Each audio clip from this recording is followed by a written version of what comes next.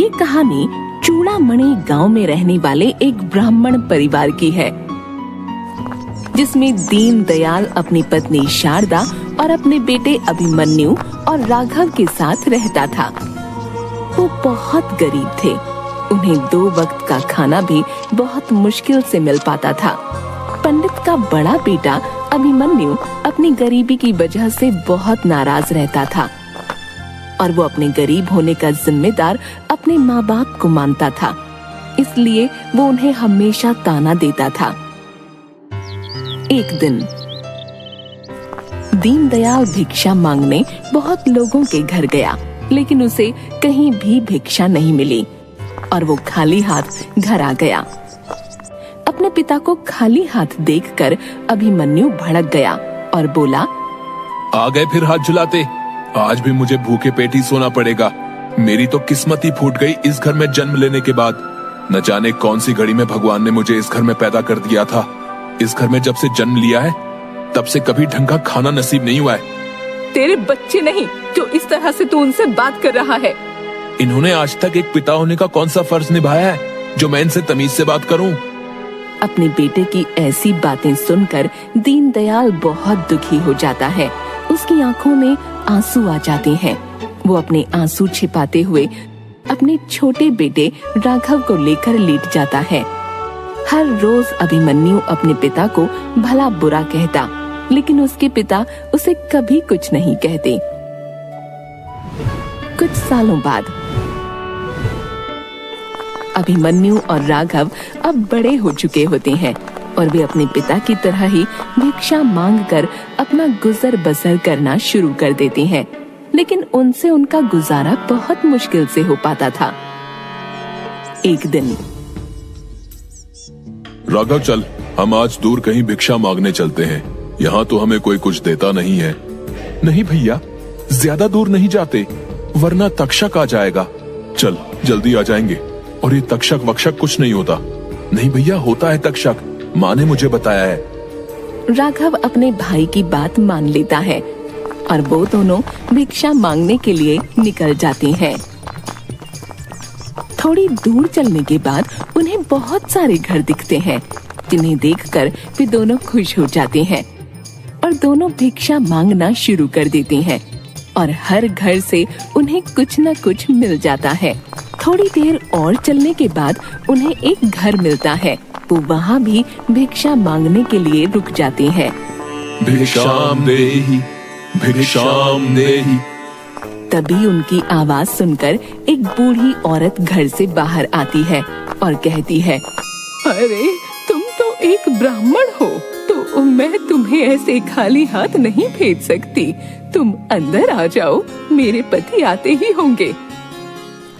अभिमन्यु और राघव दोनों घर के अंदर चले जाते हैं और घर को देखने लगते हैं। तभी उन्हें कोने में रखी तस्वीर दिखती है। तस्वीर को देखते ही राघव बोलता है, ये कौन है? ये तक्षक है।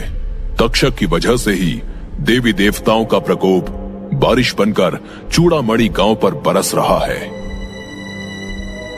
राघव तक्षक का नाम सुनते ही डर जाता है। तभी अभिमन्यु बोलता है, देवी देवताओं का प्रकोप कैसे? और ये तक्षक कौन है? तक्षक मोगी देवी की पहली संतान थी। तक्षक बहुत लालची था।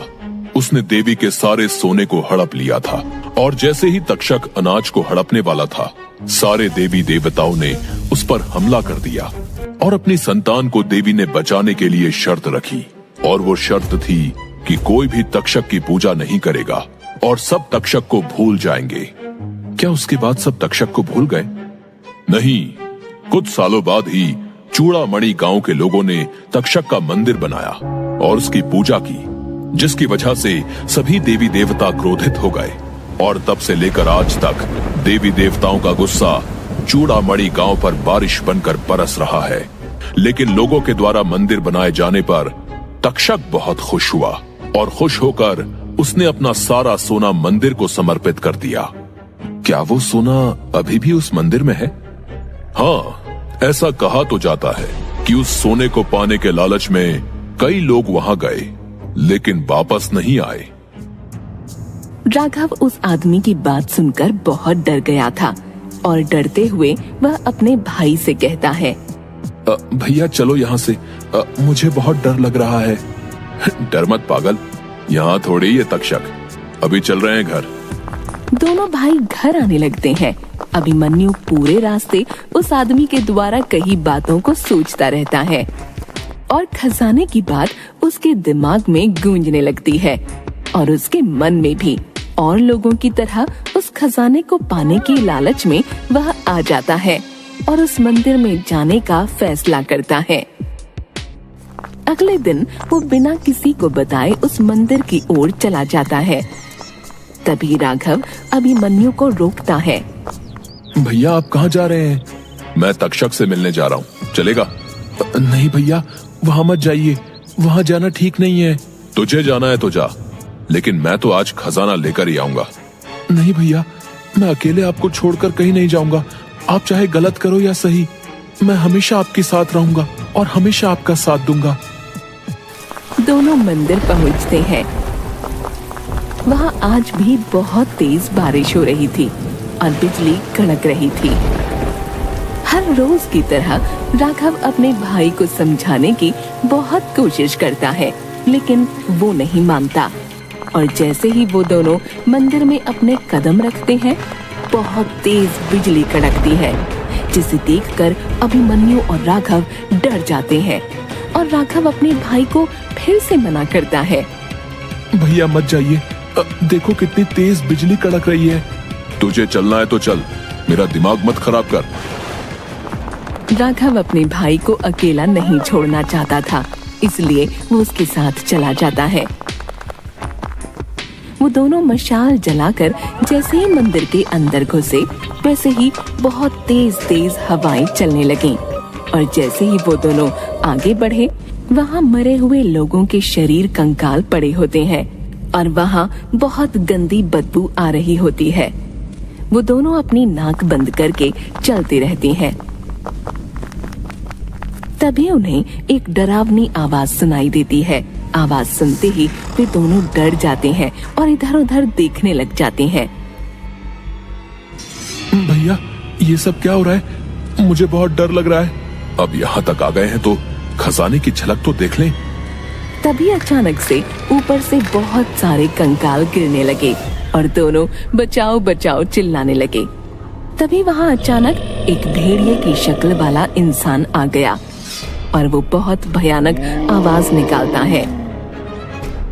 उस इंसान का पूरा शरीर जला हुआ था और वो उन दोनों को घसीटते हुए हस्तर की मूर्ति के पास ले जाता है, जहाँ बहुत सारा सोना था।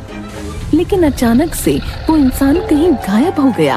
ये देखकर अभिमन्यु राघव से कहता है, राघव अब हमारे सारे सपने पूरे हो जाएंगे, जल्दी सोना उठा। राघव बहुत डर चुका था। वो डर की वजह से कांपने लगा और वो सोने को हाथ नहीं लगाता। लेकिन उसका भाई सोना उठा लेता है और राघव के साथ तेजी से बाहर जाने लगता है।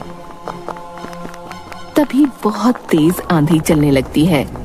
अब इस मौसम को क्या हो गया? इतनी तेज आंधी चल रही है।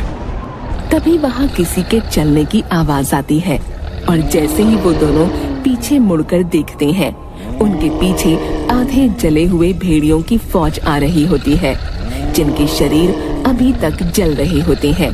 ये देखकर दोनों भागने लगते हैं। मैंने बार बार आपको मना किया, लेकिन आप नहीं माने। आज आपकी वजह से मैं भी इस मुसीबत में पड़ चुका हूँ। काश मैंने आपका इस गलत काम में साथ ना दिया होता। मुझे माफ कर दो, मेरे लालच की वजह से ये सब हुआ।